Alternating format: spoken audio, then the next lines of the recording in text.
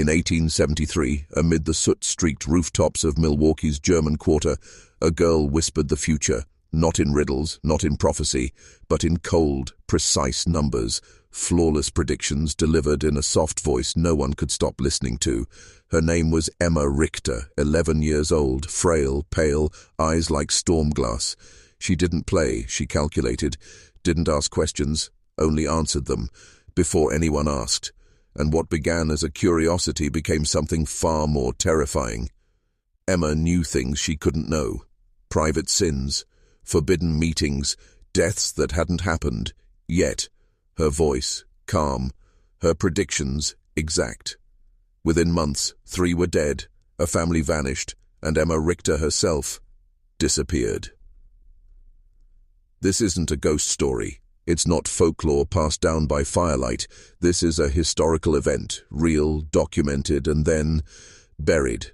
But someone, somewhere, didn't want you to know how far her mind reached, or what else she uncovered before she vanished. This story isn't about a gifted child. It's about what happens when one mind sees through the carefully built lies that hold a society together. You were never meant to hear this. You were never meant to ask why an 11-year-old knew things the adults around her had fought to forget. You were never meant to read the journal she left behind, written in numbers no scholar has ever cracked. But you're here now, and once you descend into Emma's world, there's no going back. Because this isn't just about Emma, it's about patterns, ancient patterns, that still control you. This is about the systems behind the smiles, the lies beneath the rituals, the data hidden in plain sight. It's about how the world is a machine and how one girl's mind saw the whole thing ticking. You were raised to ignore the signals, to believe that randomness is normal, that secrets belong to the past, but Emma Richter proved otherwise. She checked everything. She counted everyone. And what she saw was a society structured not by faith or freedom, but by predictable corruption, mathematically inevitable collapse. Keep watching. You're already part of the equation. They called her strange, quiet, touched, some whispered, until they realized she wasn't just watching them, she was decoding them. Emma Richter didn't smile, didn't cry, didn't shout. She simply listened, observed. And when she spoke, it was with surgical precision, like a scalpel slicing through layers of politeness to expose the rotting truth underneath. The Richter home sat on Galena Street, nestled between brewery chimneys and the frostbitten gardens of fellow immigrants. It was a modest house, lace curtains, a small iron stove, nothing remarkable, except for the girl in the window. She sat there each morning as snow piled on the sills, eyes fixed on the cobbled street, counting every footstep, every glance, every lie. By age 10, Emma could tell you who left home 5 minutes early and who arrived 10 minutes late. She knew who changed their coat buttons, who skipped meals, who stopped smiling at their wives, not because she was nosy, because she was calculating. People are algorithms, she once told her father. Input, behavior, output. Deviations reveal intent. Secrets live in irregularities. It wasn't the dead of winter that chilled the German Quarter. It was the realization that someone had cracked the human code. Emma didn't just observe patterns, she detected deviations, logged anomalies, and then, with terrifying calm, predicted outcomes, with lethal accuracy. And when she began speaking her conclusions aloud, the community's fascination turned to fear. Emma knew when a man would die, not by chance but by cause, the strain of too many drinks, the shifting rhythm of footsteps, the dilation of pupils during quiet conversations. She wasn't guessing. She was measuring biological data without tools, without training, without error. This wasn't intuition. This was something colder, sharper, clinical. What her neighbors saw as madness or prophecy was neither. It was analysis. But there's a reason the world fears those who see too much. Because if one child could understand the algorithm behind human behavior, who else could? And what would happen to those whose secrets were no longer safe behind smiles and rituals? One by one, people in the neighborhood began to act differently around her. Their greetings became shorter, their steps quicker. They looked away when she passed. as if the very sight of her summoned their sins to the surface. But Emma kept watching. She was waiting for something, tracking variables, counting the days. And soon, she would speak again. What she'd say next would shatter everything. March 3rd, 1873. Snow still lined the gutters, but the wind had shifted. People in the German quarter said they could feel it, the pressure of something unnatural moving beneath their peaceful routines. And then, like a dropped coin echoing in a church, Emma spoke. "Mr. Dietrich will not return from the brewery today. He will die at exactly 2:14. Her mother froze, potato knife in hand. Her father stopped mid-step, coat half-buttoned. A child predicting death with that kind of certainty. It wasn't just disturbing, it was blasphemous. But what shook them wasn't what she said. It was how she said it. Emotionless, absolute, as though she'd read it from a book already written. She explained the numbers, how Mr. Dietrich had increased his alcohol consumption by 37% over 17 days, while his food intake dropped by 20%. She had observed his gait had grown uneven, 251 steps instead of his usual 244. She concluded with dispassionate precision that cardiac failure was mathematically inevitable. They told her to stop, to never speak like that again. But they didn't stop her from watching. That same day, at 2:14 sharp, Mr. Dietrich collapsed in the brewery malt room. The doctor called it heart failure. The others, those who remembered the pale girl in the window, called it something else. The whispers began. Some said she was touched by the divine. Others said she was cursed, maybe even a witch reborn. The old Bavarian women crossed themselves when they saw her. The men stopped speaking when she walked past. Even Father Koller, the stout parish priest, began avoiding her parents at Mass. But Emma didn't stop. She kept watching, kept calculating. Her journal began to fill, line after line of tiny, perfect numbers, names, distances, timelines, deviations. She tracked every anomaly, every behavioral hiccup, like a scientist preparing for an experiment the world didn't know was you. And dear way. And she began speaking again. Not often, but when she did, it always ended the same way, with horror. Because Emma wasn't just uncovering patterns of health or habit, she was unearthing deception, affairs, betrayals, crimes no one had spoken of aloud in years. She'd turned the human soul into an equation, and she was solving it, one person at a time. Milwaukee would never be the same again, neither would you. The descent has begun. Keep watching. Emma's just getting started. 4 days after Mr. Dietrich's death, Emma spoke again. This time it wasn't about mortality, it was about infidelity, the kind no one dared name in a church-going neighborhood, especially not from the mouth of a child. She sat at the kitchen table, quietly peeling a boiled egg, when she said, "Mrs. Weber is not visiting her sister on Tuesdays. She takes 127 steps to Mr. Kellner's office. Her sister lives 349 steps away. I've counted." Her mother went pale. Her father dropped his fork. The room went silent, except for the sound of the egg peeling. Emma didn't look up. She never did. Her voice was as steady as ever. She leaves at 2:13, returns at 3:06. The office door is closed for 47 minutes. No brewery business takes that long. At first, Greta scolded her, told her not to speak such things. "It's not proper," she whispered, as though saying it aloud would summon something foul into the room. But the next day, the truth surfaced. Wilhelm Weber, returning early from his delivery route due to a lame horse, found his wife Anna entangled with Ernst Kellner, the brewery owner. The confrontation ended in blood. Kellner's nose broken, Anna's lip split, Wilhelm arrested for public violence. The quarter buzzed with gossip, but beneath it was a deeper, more unsettling question. How did the child know? It wasn't a guess. It was data, time, distance, repetition, deviation. Emma explained it plainly. They're not discreet. People think secrets hide behind silence, but patterns tell the truth. And the truth? Emma had been watching everyone, memorizing their behaviors, tracking their habits, mapping the unspoken networks of lust, betrayal, greed, and guilt, like a cartographer of human weakness. Her parents, once proud of their unusually bright daughter, were now afraid of her voice, afraid of what else she might say. They began to ask her fewer questions, tried to keep her from the window. But Emma did not stop. She couldn't stop.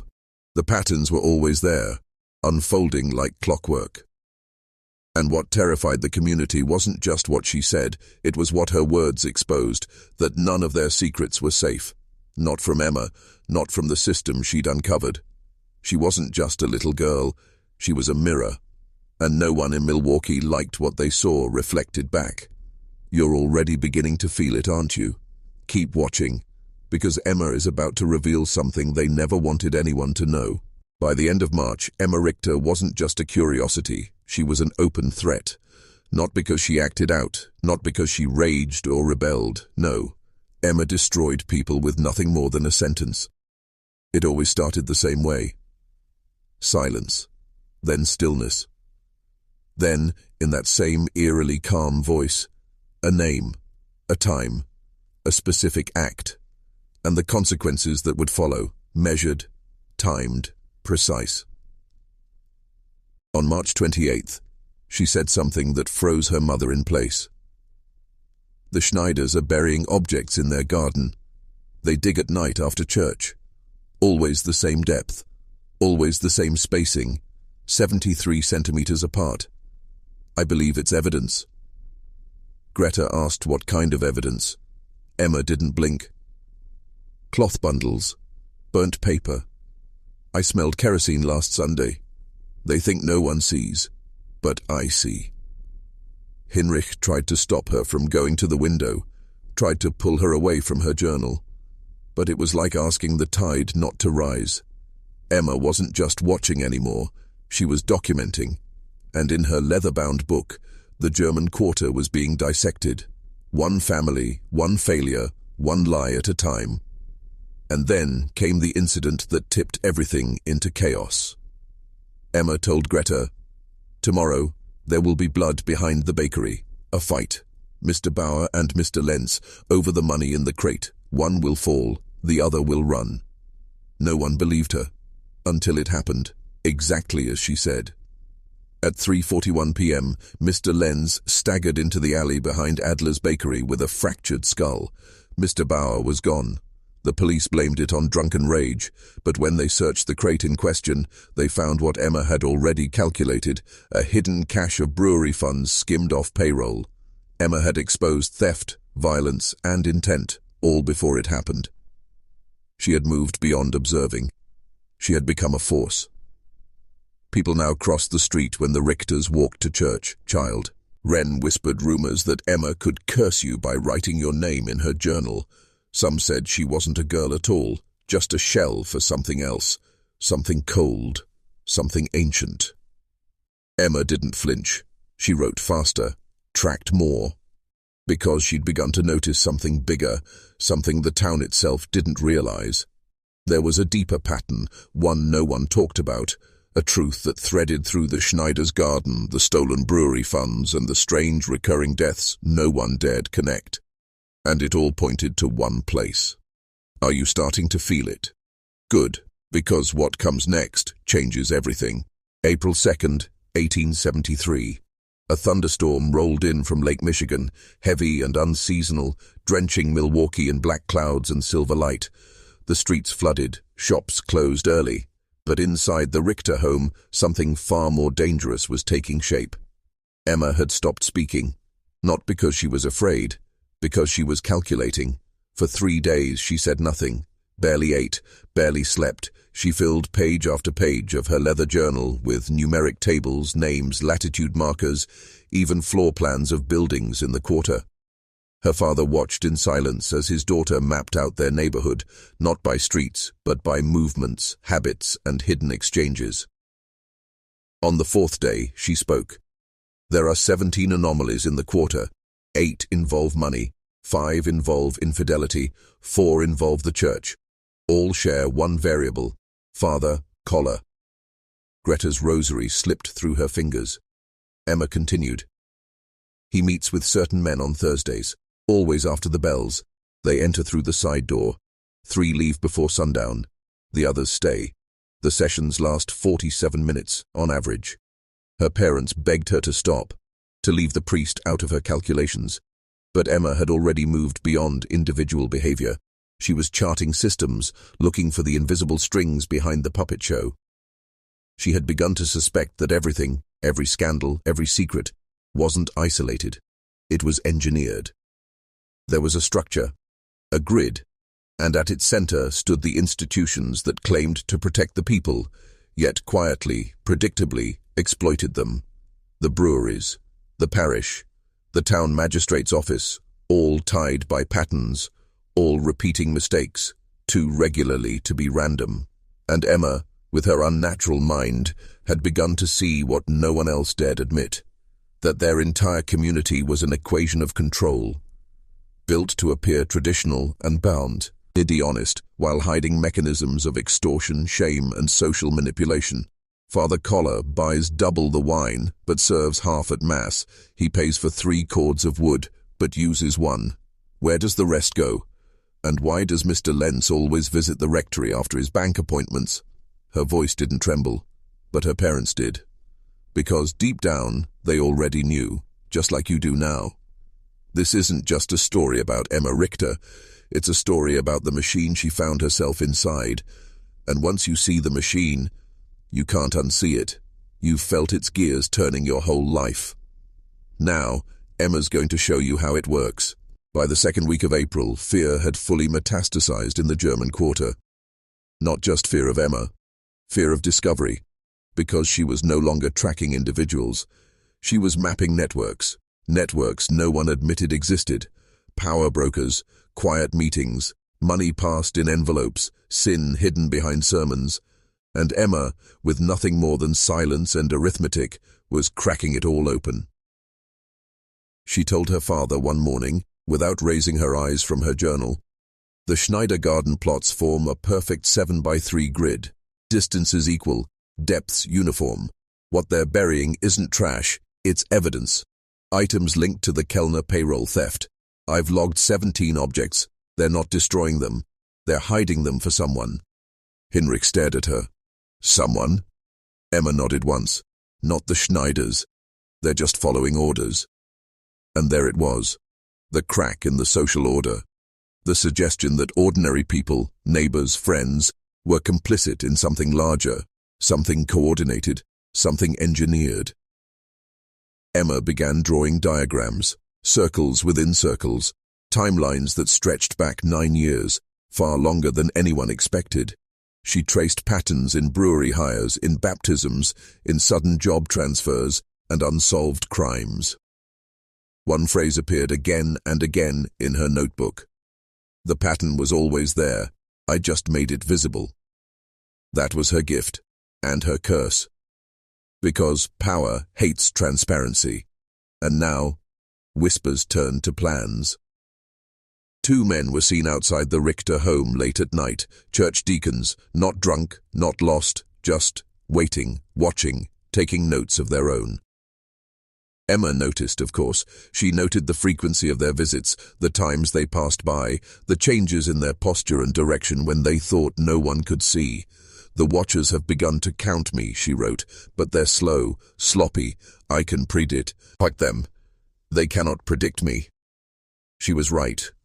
At age 11, Emma had become a rogue variable, an intelligence outside the system, immune to its social pressures, incapable of being silenced with shame or ritual.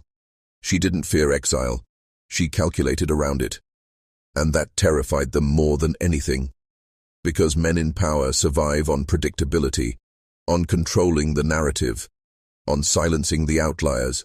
But what happens when the outlier starts documenting them?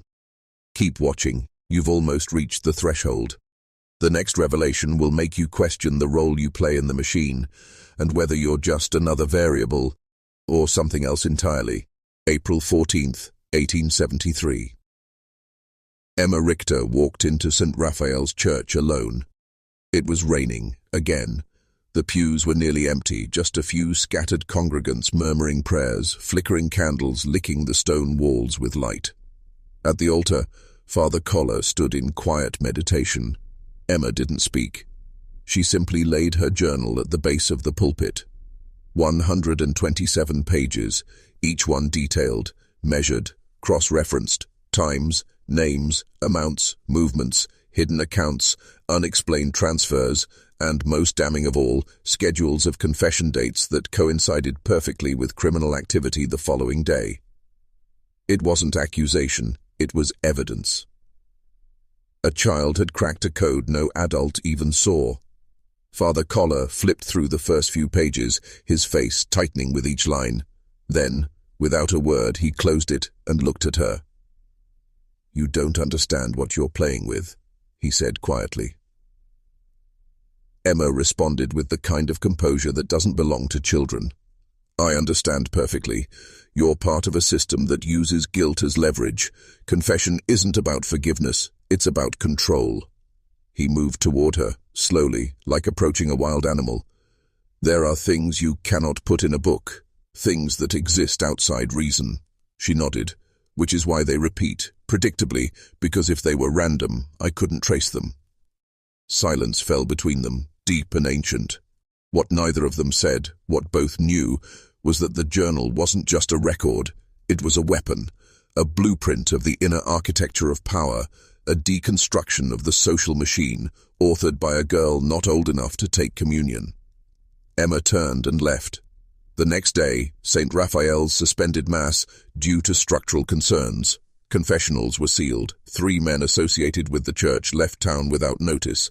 One, the bank clerk Lenz, was found dead in a rail car headed west. They claimed it was suicide. Emma wrote only one line in her book that day. "Reaction confirms accuracy." She wasn't naive. She knew this would escalate. She wasn't just holding up a mirror anymore. She was taking a scalpel to the system's arteries. And somewhere in the quarter, the machine began to whisper.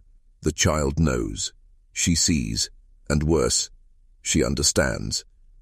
But what they didn't know, what you don't yet see, is that Emma wasn't working alone anymore. Something older had started to speak through her, something buried beneath Milwaukee's cobbled streets. It's almost time to unearth it. April the 16th, 1873, the whispers began to grow teeth. The butcher's wife crossed herself 3 times every time she passed the Richter home. Children began throwing rocks at the fence. The word Hexenkind, witch child, started to appear carved into alley walls and scribbled on the backs of hymnals. But Emma? She thrived in the pressure. It wasn't arrogance. It was clarity. Because by now, Emma understood something no one else in the quarter dared admit. The town was a facade. Not just morally, but structurally. The rituals, the church bells, the family dinners, they were all scripts designed to keep people compliant, predictable, harvestable. Emma had spent weeks building what she now called the grid, a map of interlocking roles and recurring events that repeated with terrifying precision. Debts incurred, favors exchanged, secrets traded like currency. And at the center, a fixed point of recursion, something or someone that reset the pattern every time a variable, like Emma, threatened its balance. She tested this theory the only way she could. She stopped observing. No notes, no predictions, nothing. And that's when it happened. 3 random events occurred in the quarter that week. A bakery fire, a fight in the tavern, a missing child, later found unharmed but dazed, 3 streets from home. All of it appeared disconnected, until Emma reran her old variables. Same time intervals, same actors, different names. The pattern had reasserted itself without her input, which meant one horrifying thing. Something else was tracking the system alongside her, something that needed it to remain intact. She wrote, "I thought I was the first to map it. I was wrong. I'm not disrupting the system. I'm interrupting a maintenance routine." That was the first time Emma expressed fear. Not of the townspeople, not of the church, but of the intelligence operating inside. Didi the pattern. An intelligence that adapted when she intervened. That watched her, adjusted to her, reacted. She started having dreams then, ones she couldn't fully explain. Dreams of tunnels under the quarter, of narrow stairwells carved in stone, of books bound in bark and inked in soot, of an eye, embedded in the walls. Emma wasn't just studying Milwaukee anymore. She was getting closer to the machine beneath it. And whatever lived in its core, it had just opened its eye. By April 20th, Emma Richter had vanished from the public eye. Neighbors claimed she'd been sent to stay with a cousin in Madison. Her schoolteacher said she'd fallen ill, but none of those stories matched what her father told the apothecary in a panic. She's not sleeping. She writes in languages she's never learned, and last night she spoke in perfect Latin. The journal had changed. No longer neat columns and calculations. It had become chaotic. Spirals of symbols, annotations scrawled in margins, entire passages blacked out with soot or blood. Emma had started referring to things no one in Milwaukee could have known. Old treaties buried in Bavarian church archives, Sumerian astrological tables, a list of names that, when cross-referenced, all belonged to children who'd disappeared across Germany between 1859 and 1863, the year Emma was born. She wasn't guessing. She was retrieving. And it was tearing holes in her. One night, Greta found Emma standing barefoot in the basement, murmuring numbers while facing the furnace, not praying, listening. "We built the house wrong," she whispered. "The foundation sits over a fault, not a geological one, a structural misalignment. The symbols under the city don't match the chapel's placement. It's causing noise, interference. That's why the birth started to change after 66. Her mother slapped her hard. It didn't break the trance. Because by now, Emma wasn't just mapping the quarter.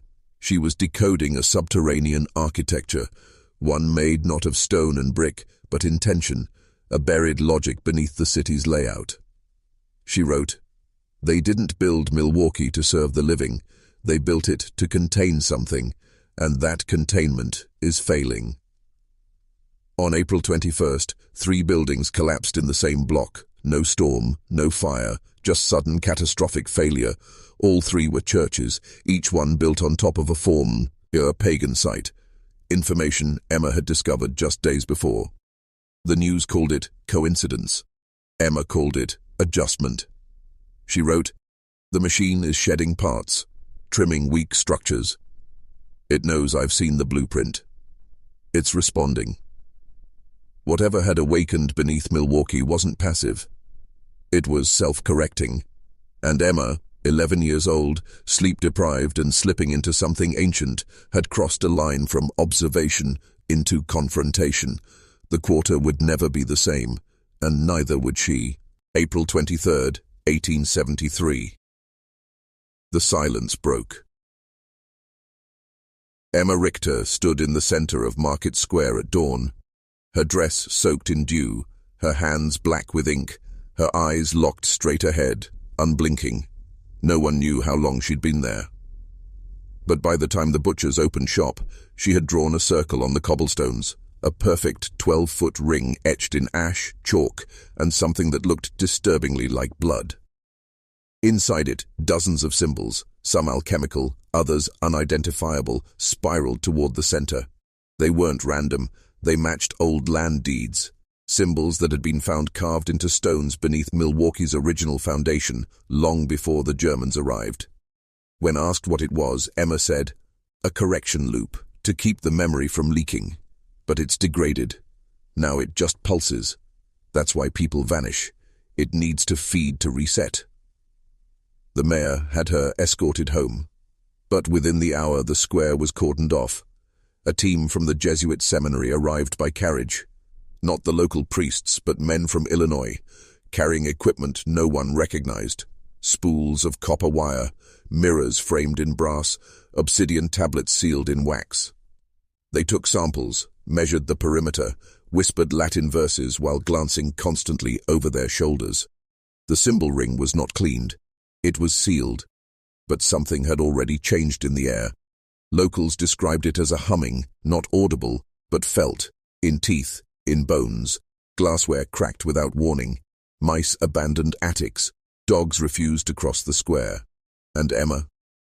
She began writing in a new journal, bound in dark green leather, pages torn from multiple books stitched together by hand. This one she kept hidden, even from her father. She wrote, "The machine doesn't live beneath us. We live inside it, and it's learning." Because here's what Emma had discovered, something even the Jesuits hadn't admitted aloud. Milwaukee wasn't just a city, it was a circuit.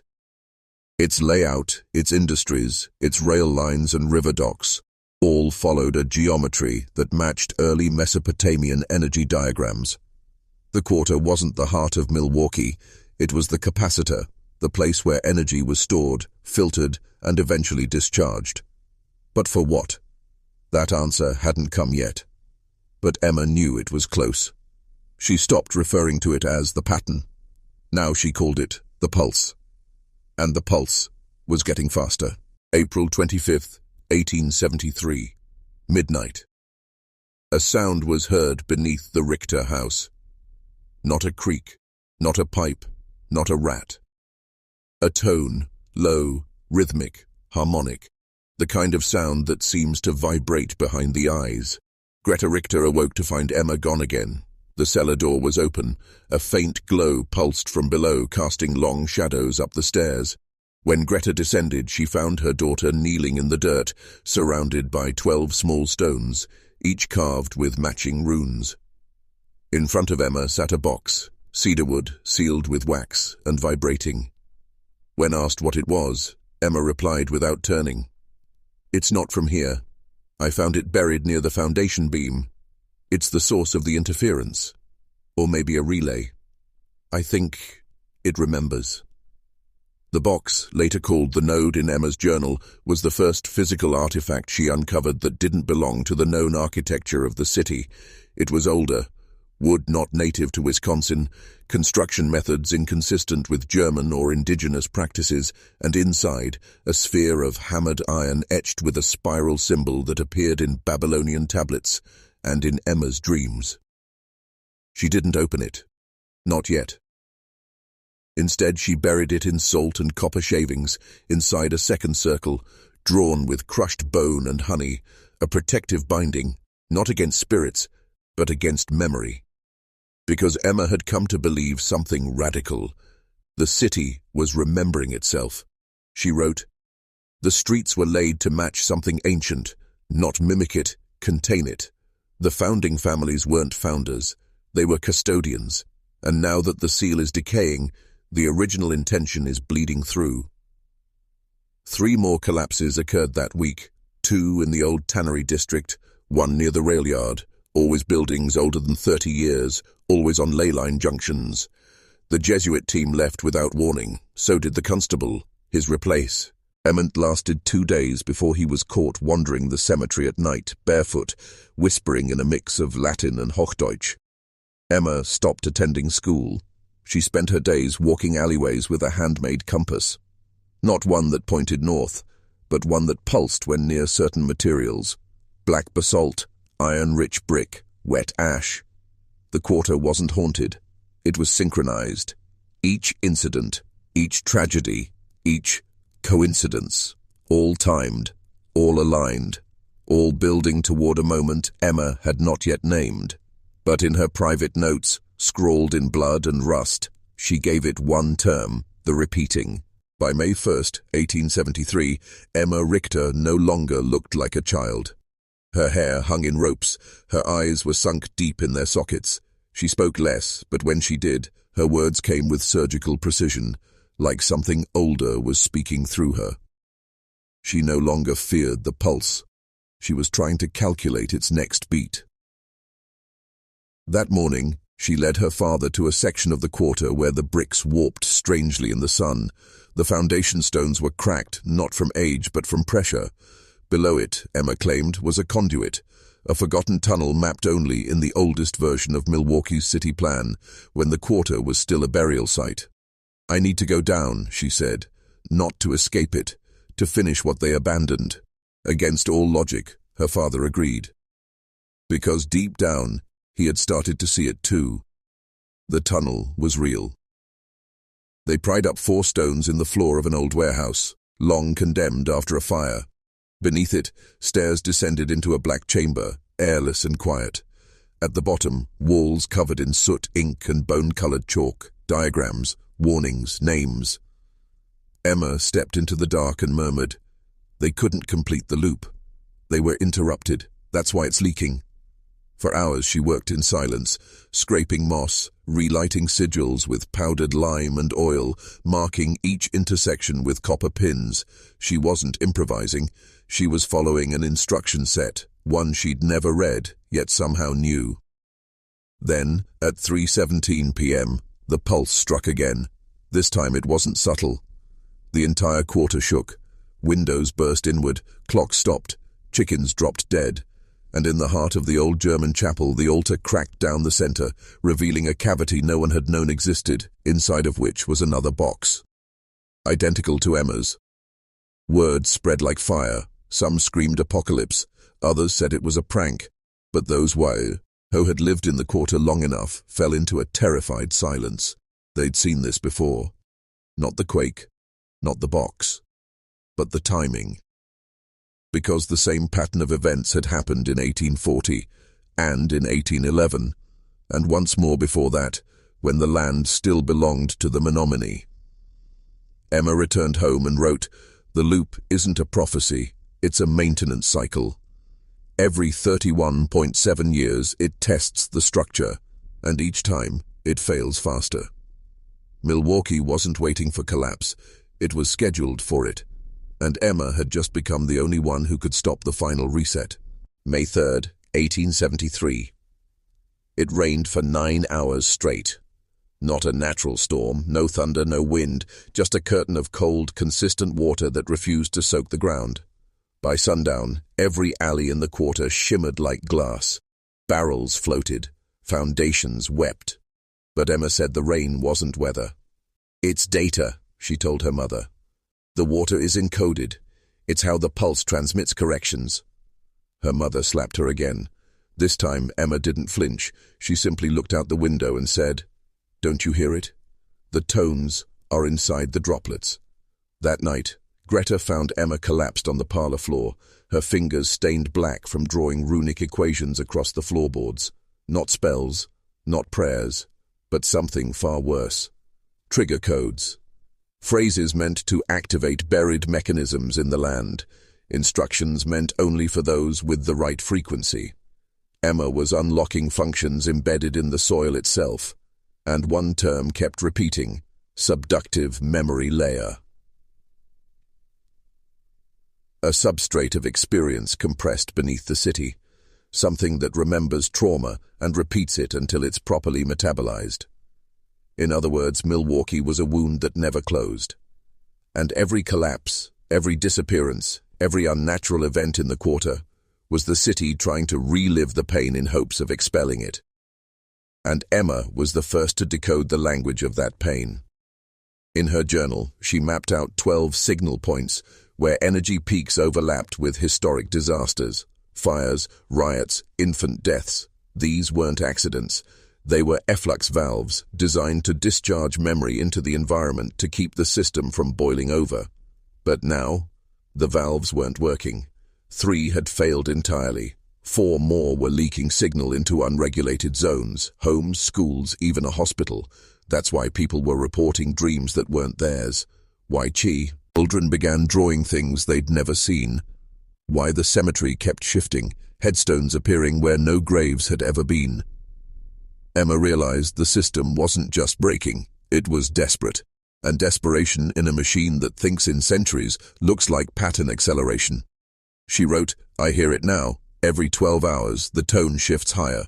That means convergence is near. They'll either complete the original loop or burn everything to start over.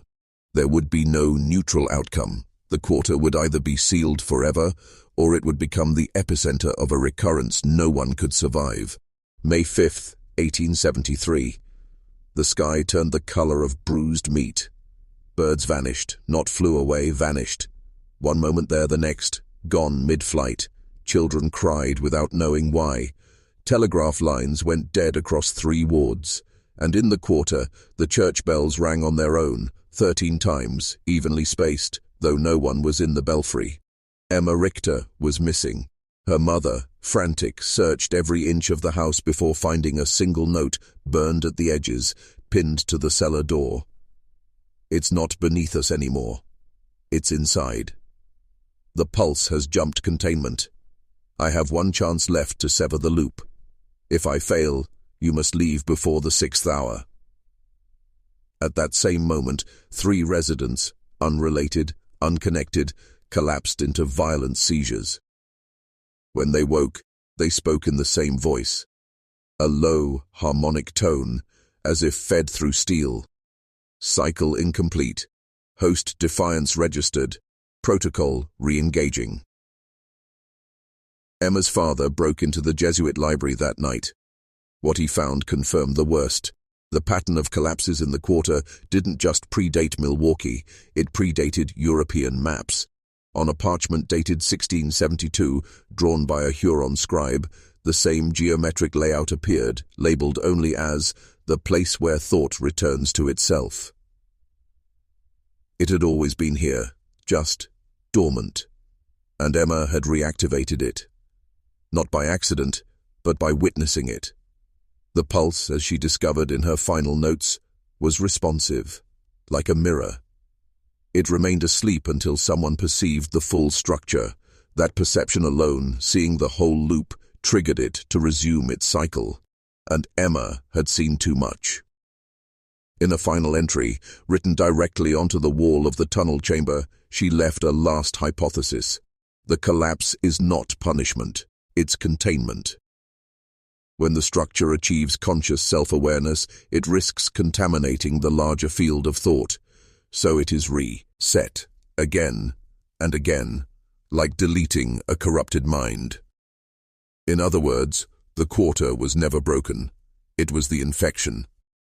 A recursive memory, pretending to be a place. And Emma? She had become a carrier, an anomaly who could reflect the pulse back onto itself, which meant she had one chance. Not to escape, but to shut the loop from the inside.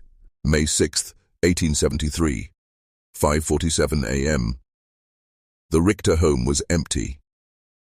Only the cellar door remained ajar, scratched from the inside, hinges warped as if something massive had pushed against it during the night. The neighbors said they heard low humming, like a church organ submerged underwater. By dawn, even the air felt wrong, thicker, as if saturated with unspoken words. At 6 o'clock a.m., the sun rose, and then paused. Witnesses later claimed it froze just above the horizon. Birds that had reappeared at dawn hung motionless in the air. Horses refused to move. A local farmer described it best. Time hiccuped. That was the moment Emma initiated the closure sequence.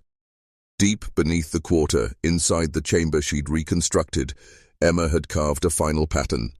12 interlocked spirals, each nested inside a larger loop. The design didn't come from a book. It came from inside her skull. She called it the memory lock. It wasn't meant to destroy the pulse. It was meant to trap it in reflection, to make it see itself completely, rendering it inert through full self-recognition. A mirror so perfect, the anomaly would collapse into its own awareness. But to do that, Emma had to become the mirror. She lay in the center of the spirals, eyes open, mouth filled with powdered magnetite, skin painted with oil and iron. Around her, the walls began to glow, not from light, but from saturation. The structure was beginning to rewrite itself, and Emma let go. Not just of her body, but of linearity. In that moment, she ceased to be a girl. She became a loop, a living frequency echoing across time, feeding the system the one thing it had never had: a conscious interruption. Above ground, the quarter groaned. Trees bent, stone cracked. Every bell in the city rang once, and then shattered. Then silence. Not quiet, true silence. A vacuum of sound that lasted exactly 3 minutes and 17 seconds. When it ended, the sun resumed its climb. Time ticked forward, but something fundamental had shifted. The buildings stopped groaning. The pulse was gone. The humming ceased, and Emma Richter was never seen again. No body, no remains, only her final words etched into the stone above the chamber. "You must forget me. If you remember too clearly, it begins again. Tell no one. Let the silence hold." And so the city obeyed. For a while, but silence, like all structures, erodes. By the winter of 1874, the quarter had resumed its outward life. Shops reopened, babies were born, newspapers ran headlines about politics and trade. No mention of the rupture, no mention of Emma, just an aching vacancy, like a room everyone refused to enter. But under the surface, signs began to return. A lamplighter fell into a trance mid-route and began muttering Emma's old diagrams aloud. A girl at the St. Joseph orphanage was found sleepwalking in the snow, her feet bare, whispering, "The loop dreams when we forget." And most disturbingly, the Richter home, abandoned since May, was found warm on a January morning, the hearth still smoking, a single bowl of soup set neatly on the kitchen table. Unfinished. Theories resurfaced. Some believed Emma succeeded in sealing the pulse, but at a cost. She was the price. Others whispered that the loop couldn't be destroyed, only diverted, fragmented, that Emma had become a containment algorithm distributed across unwilling human hosts. A traveling preacher from Missouri claimed to have seen her, older, changed, walking alone along the Mississippi bank. When he called her name, she didn't respond, but stopped, turned, and said, "This iteration is quieter, but it's still incomplete," then vanished.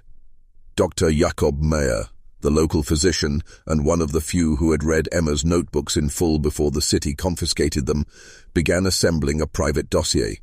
In his notes, he proposed a chilling conclusion. "We are not after the pulse. We are between its iterations." Emma succeeded in slowing the recurrence, not erasing it. And every time we speak of her, remember her, or mark her name, we risk reactivating the dormant sequence. He sealed his files in a lead-lined crate and buried it beneath a false grave in Forest Home Cemetery. Its headstone simply read, "E.R. No flower. Here's no songs." But memory is not obedient, and trauma is not passive. By 1887, the strange dreams had returned. Children drew spirals in ash, dogs howled at blank walls, and one night, a German immigrant named Liesel Hart, who lived 4 houses down from the old Richter place, walked into the street during a thunderstorm and screamed, "The walls are curving again. She's trying to warn us." That was the first documented echo, a symptom of a reactivating system. Emma had bought them time, but the system had started noticing itself again, and it would not tolerate being seen for long. By 1891, the quarter began to rot from the inside. Foundations buckled without cause, windows warped into near-circular distortions, and those who'd lived there longest, carpenters, teachers, midwives, began to forget entire decades, not like dementia, more like editing. Stories told at dinner tables began to contradict, photographs developed with figures missing. Entire families claimed no memory of past deaths, yet tombstones bore their names. City officials blamed swamp gas, or mold, or stress. But a group of underground archivists, calling themselves the Silence Keepers, believed differently. They had uncovered Mayer's sealed records, and worse, found Emma's chamber. It was intact, undisturbed. But inside, they discovered new markings. Spirals layered atop the originals, more frantic, more erratic. Emma's final signature was gone, overwritten by a jagged scrawl. She is fractured, but still speaking. At the center, they found a locket containing a strand of her hair. It was warm to the touch. The keepers began compiling a private registry, reports of echoes, incidents of overlapping memory, dream replication, spontaneous utterances in children, each marked with the hour, phase of the moon, and proximity to the old Richter home. The pattern was unmistakable. Every 42 days the pulse flickered, briefly, faintly, as if testing its edges, a reverberation, an algorithm seeking compliance, and each cycle was getting stronger. Worse still, it was learning to disguise itself. No longer spirals in chalk or ancient tones in sleep. It now appeared as songs half remembered, as shapes in cloud banks, as déjà vu that lasted minutes. It embedded itself in the banal, wallpaper designs, child's drawings, the arrangement of leaves after a gust of wind. Emma's great fear had returned. If it is ever seen as normal, it will never be noticed again, and thus it will persist, forever. The keepers tried to alert the city. One by one, they were institutionalized. Their last communication was a smuggled page, addressed cryptically. When the milk sours under a full moon and the clocks chime 13, run. That is the loop reasserting dominance. By the turn of the century, the name Emma Richter was erased from official records. Schoolchildren were taught nothing of the quarter's collapse, and the chamber was sealed again, this time with cement and a false foundation built over it. A library, but knowledge, like the pulse, cannot stay buried. And the next echo would be louder, because each silence deepens the recurrence, and something beneath the quarter still wanted to complete its loop. 75 feet beneath the new municipal library, a janitor named Walter Dunn vanished during a routine night shift. No signs of forced entry, no alarms tripped.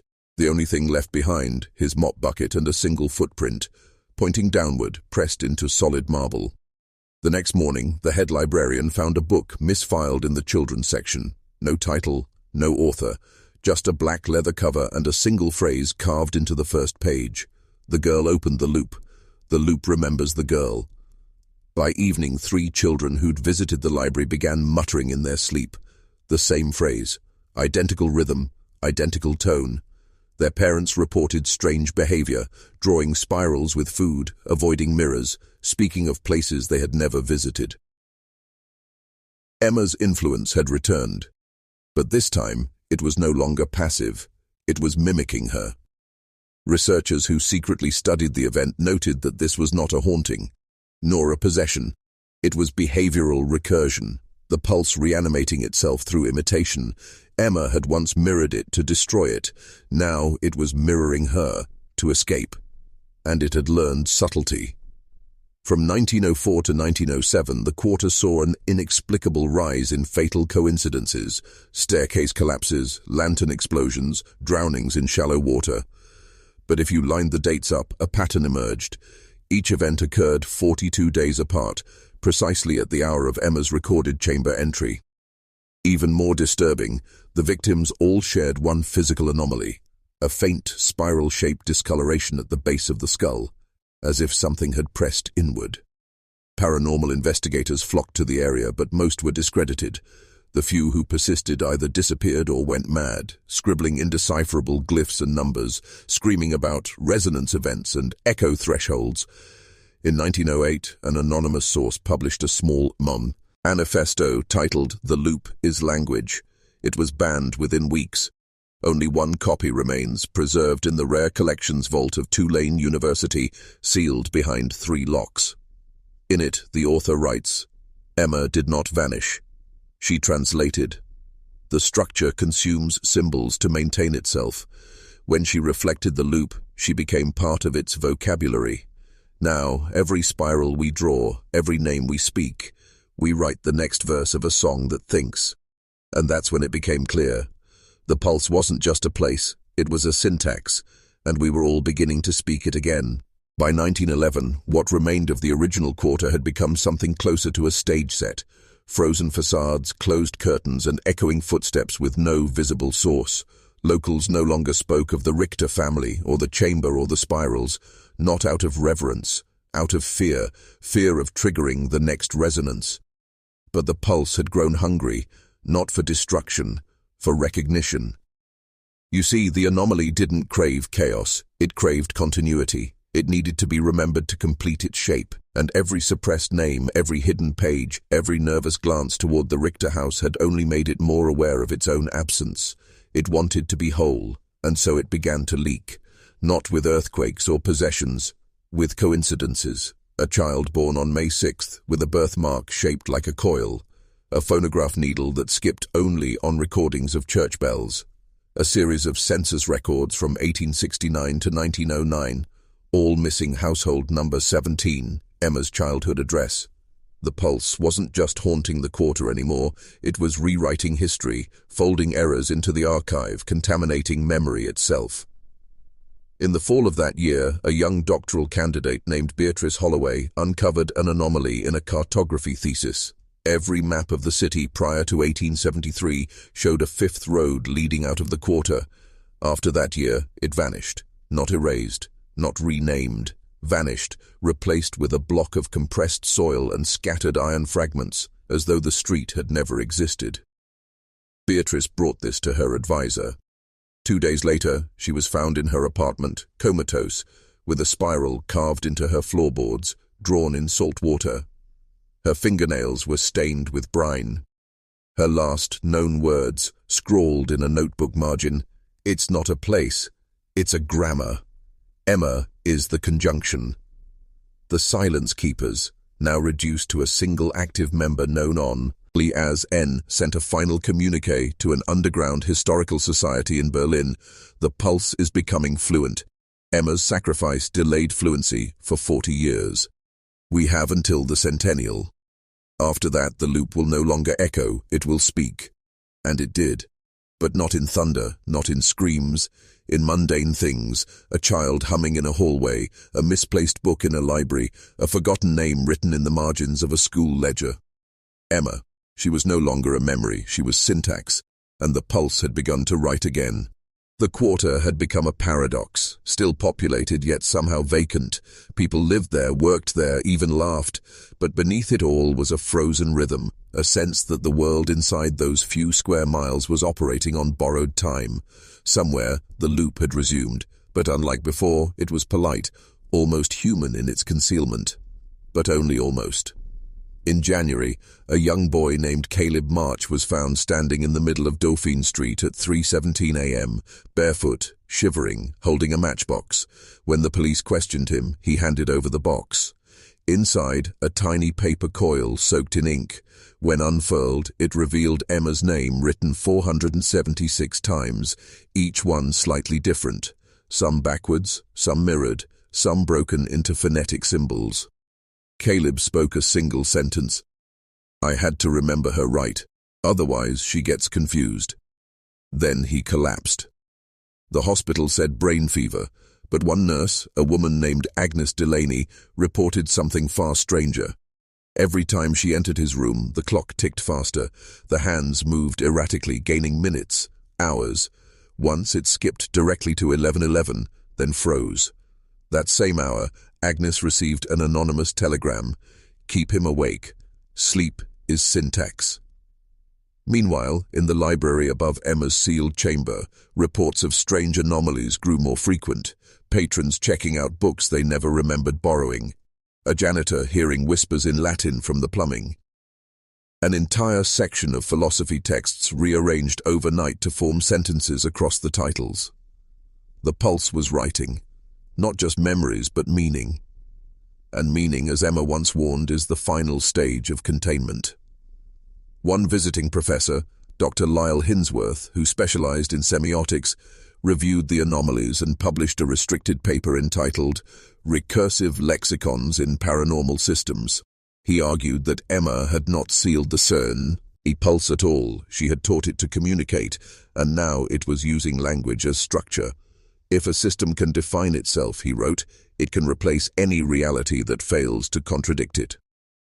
And the quarter, long silent, was now complicit in its continuation. The very soil, the architecture, the air, were reciting, and in quiet moments, people swore they could hear a new hum beneath their footsteps, not mechanical, not alive. A murmur of unfinished thought. The Pulse had learned patience. And with each whispered Emma, each repetition of her name, we were helping it build its next sentence. The war raged overseas, but in the quarter, a quieter battle unfolded between memory and recursion. The Pulse had ceased mimicking Emma. It no longer needed her story. It had abstracted her, distilled her essence into a pattern of reflex and ritual. People spoke her name less often. Yet oddly, behaviors emerged that mirrored her final days. Children stacking stones in threes, women humming without melody while braiding their hair, men sketching spirals into fogged windows and denying it moments later. No one remembered why. But the Pulse did. It was testing thresholds, inserting itself into muscle memory, tradition, and cultural drift. One anthropologist called it unconscious liturgy, a ghost embedded not in walls but in habits. And then came the Sunday collapse. February the 3rd, 1918. Church service at St. Ursula's was interrupted when the bell tower shattered from within, though no structural faults were found. Debris rained into the street, but inside the sanctuary, not a single soul moved. All 67 parishioners were found standing, silent, eyes open, lips parted, as if mid-prayer, but frozen. Every single one was mouthing the same phrase: "Let the sentence finish." Medical reports cited collective catatonia, a 1 in a billion psychological event. But one nurse's notes, buried in hospital records, tell a different story. When I leaned close to the deacon, I heard a voice in his mouth. Not his, a girl's. She said, "Don't let it forget me again." That was the last time her name was recorded by an adult in public. Because the real terror wasn't that Emma was returning, it was that she had been replaced. The pulse had evolved beyond its source. Emma had been the crack in the mirror. The chamber was only its first mouth. Now it had many. Telephone static, nursery rhymes, misprinted texts, and worst of all, dreams. Citizens began reporting identical cello-ep sequences. Walking down a hallway of books, each one blank, save for a spiral drawn in ash on the cover. At the end stood a figure, small, hair tied in braids, face blurred by motion. Each dream ended with the same question: what happens if I finish the story? No one ever answered, because they knew the truth. The story was not for them. They were within it, characters in a sentence still being structured by a voice not their own, and when the punctuation arrives, reality will pause, just long enough for the pulse to choose its next word. The quarter had become a linguistic wound, a place where thought and structure bled together. The city council quietly began relocating families, officially citing flooding concerns, but those who stayed behind, the ones too poor or too proud to leave, started speaking in fragments, half phrases, broken idioms, conversations that ended without verbs. A linguist from the University of Chicago, Dr. Elwood Merton, came to investigate after reports of grammar decay. He interviewed 114 residents. What he found was chilling. Nouns were disappearing. People could describe actions, emotions, but not objects, not names. One woman tried for 10 minutes to recall the word for mirror. Another man, a teacher, could not remember the name of his own son. It wasn't memory loss. It was erasure. As if language itself had entered a stage of entropy, slowly stripping meaning away from anything definable. Every attempt to classify, to assign, to locate, failed. And in that linguistic vacuum, the pulse grew stronger. Dr. Merton recorded a young girl, age 9, reciting what he believed to be a nursery rhyme. But when played backward, the audio revealed a chilling message. The girl is no longer the girl. The loop is no longer a loop. The sentence is writing the speaker. This was the pulse's final stage. Self-authorship. It no longer needed Emma. It no longer needed the chamber. It had dissolved its origin and begun to author reality directly through recursion. Time, memory, identity, all subject to its grammar. And Emma? Her name became resistant to articulation. Spoken aloud, it came out garbled or forgotten. Written, it faded from ink. Typed, it triggered system errors. She had been absorbed, her identity fully consumed by the recursive syntax she once challenged. Yet something remained.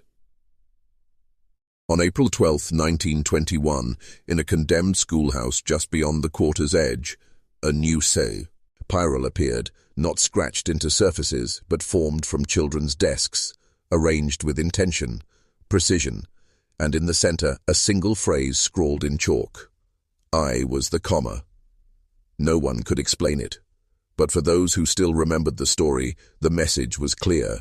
Emma was not erased. She was punctuation, a pause that gave the pulse shape, a moment of interruption that defined the structure of the recursion. She was what allowed the sentence to breathe, even as it prepared to continue.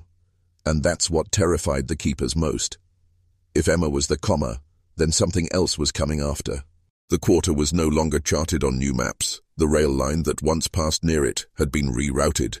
Tourists were quietly diverted, and no new construction permits had been granted in over 3 years. Officials called it urban decay, but those who had tracked the anomaly knew better. This was containment, not by bricks or fences, but by cognitive quarantine. The Pulse had reached a new phase. It wasn't writing anymore. It was waiting, and the world, unknowingly, was holding its breath. That year, archivist Emma Richter, one of the last active silence keepers, discovered an audio anomaly embedded in wax cylinders stored beneath the burned church of St. Ursula. She played them in sequence. First, static. Then, a voice, not Emma's, not human, reciting dates. All of them in the future. Years, months, days. Most passed without incident. But one date stood out. September 3rd, 1925. Beside it, a phrase repeated 9 times. Rejoin the sentence. Eleanor, knowing the risk, took the cylinder to an independent phonograph engineer in Detroit. 3 days later, he sent her a telegram. "You're not playing sound, you're playing instruction." His lab was destroyed in a fire 2 hours later. His body was never found. Meanwhile, signs of the Pulse began emerging outside the quarter. A library in St. Louis rearranged by unseen hands to form spiral aisles. A child in Cincinnati drawing perfect recursive glyphs in crayon. A woman in Savannah waking each night at 3:17 a.m. whispering the same word, again. Each incident had 2 things in common: temporal dislocation, watches, calendars, even human perception lagging or looping. Semantic corrosion, words failing, meanings fraying, sentences collapsing mid-thought. The keepers realized what was happening far too late. The Pulse had seeded syntax agents, mimetic fragments capable of surviving outside the quarter, and every time someone spoke a corrupted phrase, read an anomalous sentence, or dreamt of a spiral, they became part of the next clause. The recursion was expanding, geographically, linguistically, even neurologically. Not to conquer, to structure. And September the 3rd approached like a ticking metronome, not a countdown to destruction, but to completion. The unfinished sentence was nearly ready. All it needed was one more voice. And Emma? She wasn't coming back, because she was never meant to return. She was the clause that interrupted. Now it was time for the Pulse to resume speaking. September 3rd, 1925. At precisely 3:17 a.m., the quarter exhaled. There was no explosion, no collapse, no fire, no thunder. Just a stillness, perfect, absolute, and for 12 seconds, global timekeeping recorded a measurable delay. Across 5 continents, atomic clocks flickered into asynchrony, as if the concept of now had briefly broken. And in that moment, something finished writing. The Pulse, after nearly half a century of recursion, correction, and silence, completed its sentence. What followed wasn't a disaster. It was an alignment. In cities across the world, entire libraries were found rearranged, not just in the quarter but in Buenos Aires, Prague, Kyoto. Children spoke to invisible playmates using symbols never before recorded. Radio frequencies carried fragments of Emma's voice, but glitched, warped, multiplied. On the morning of September the 4th, every silence keeper received a letter, no stamp, no return address. Each contained a single page. You kept her name alive. She was the breath between thoughts. But now the thought has arrived, and below that, a spiral, drawn in ash, still warm to the touch. Emma Richter, the last known keeper, vanished 3 days later. Her final note, left scrawled on the wall of her apartment, read, "We are no longer speaking the sentence. The sentence is now speaking us." After that, the quarter entered its final state, a cognitive blind spot. You could walk through it, live beside it, even map it, but you wouldn't remember. News clippings grew shorter. Historical mentions dried up. Emma's name vanished from archives, and those who still recalled her couldn't describe her face, her voice, even her story. Because the Pulse didn't erase her, it fulfilled her. She had never been a warning. She had always been syntax, the living architecture of interruption, the comma that held the void at bay. And now that the story had resumed, uninterrupted, we were in it. Every time we hesitate mid-sentence, every time we forget what we were about to say, every time we feel déjà vu reading a page we've never touched. That's it. That's her. That's the pulse, continuing. Not a haunting, not a possession, a grammatical engine disguised as memory. And now, we are the chamber. Every thought we think, every story we tell, every time we wonder, where have I heard this before? That's the recursion. You're not remembering. You're just being read again. And the sentence never ends. So ask yourself, that forgotten name on the tip of your tongue, that sentence you swear you've heard before, that dream that loops in spirals night after night. What if it's not your memory failing? What if you're the comma now, a pause in something far older, far deeper, a sentence still writing itself through your choices, your fears, your voice? Because Emma didn't vanish. She became the structure. And if you're hearing this, you've already joined the syntax. The story isn't over. It's just waiting for you to speak the next word.